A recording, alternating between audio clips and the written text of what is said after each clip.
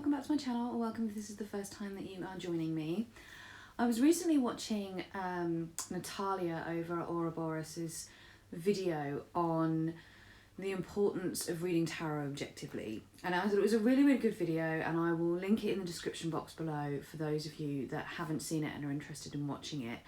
But one of the things that it got me thinking about was the idea that when we read the tarot, whether or not it's possible to read objectively, or whether we are constantly filtering the messages that we're receiving from the tarot cards through our own personal maps of the world, and through basically our own perception. So our personal maps is how we view the world based on our beliefs and our experiences and all those kind of things.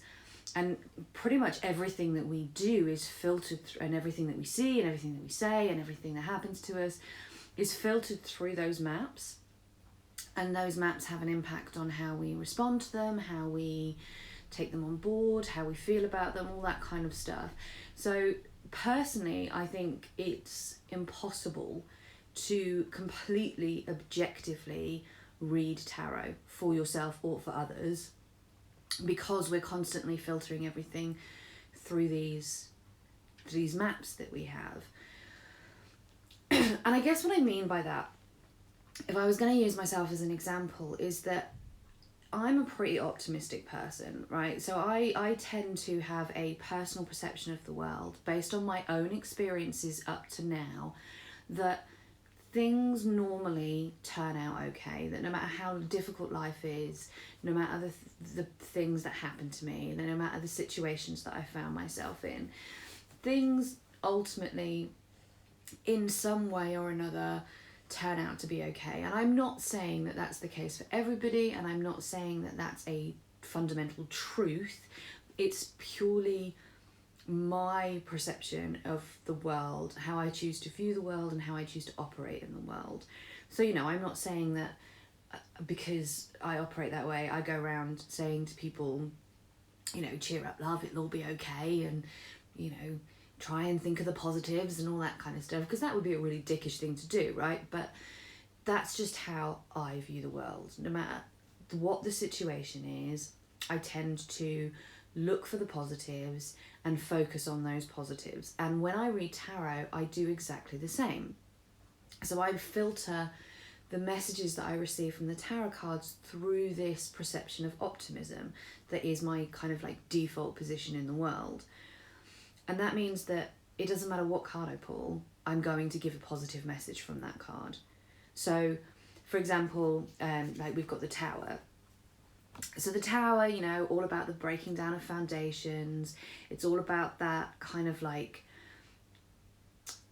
sudden bolt from the blue, things all falling apart in ways that we didn't foresee, all that kind of stuff. But it's that breakdown that makes room for something new and something better, and it's how we get to rebuild something stronger. So that's the kind of message that I would give from this card. Yes, things are going to break down. Yes, there's going to be this sudden rocking of your foundations. Everything's going to fall apart. Your established norms are going to fall apart. But ultimately, that's all making way for something good and something better for you to build in its place, right? So that's like taking the traditional meanings of the tarot card and filtering them through my natural level of optimism and positivity, I guess.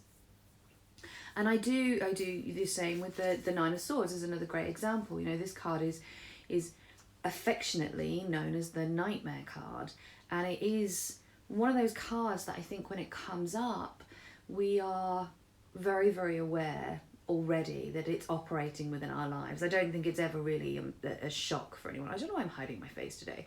I think I'm feeling like I don't want to be seen. I don't know. And it's not what's happening at all. So but when I get this card, the messages I get from this card is things like, always remember that it's darkest before the dawn. Yes, you're in this horrible situation, and yes, it's playing on your mind, and yes, it's keeping you awake at night, but it's a 9, and 9's a completion card. So this situation that you found yourself in, try and remember that it's also a sword, so it's all about the mind and what's going on in your head. So actually, this isn't about what's going on in the world around you, this is about what you're doing to yourself. Once you become aware of it, you can overcome it. So there's part of that in that message. It's also a 9, as I say, which is a message of completion. So this difficult time that you're going through is almost at an end. You are coming to the end of that now. It's a card that we don't like to see, but when you look at the positive messages within it, there are a lot. In my opinion and my perception of this card, there are a lot of positive messages to be found in the Knight of Swords. And that's only like 2 examples. I could probably go through the deck and do the same for pretty much every card, but particularly those cards that we tend to see as more negative, I tend to read as more positive in many ways. Or I tend to not read as more positively. I stick to the basic meanings of what those cards mean traditionally, which is what Natalia talks about, which is having that foundation where you know the meanings of all the cards and you pick those out first. And yes, absolutely, I can do that. And yes, I'm getting to a point with my tarot practice where I feel very comfortable doing that. But I still then take those meanings and filter them through my own map.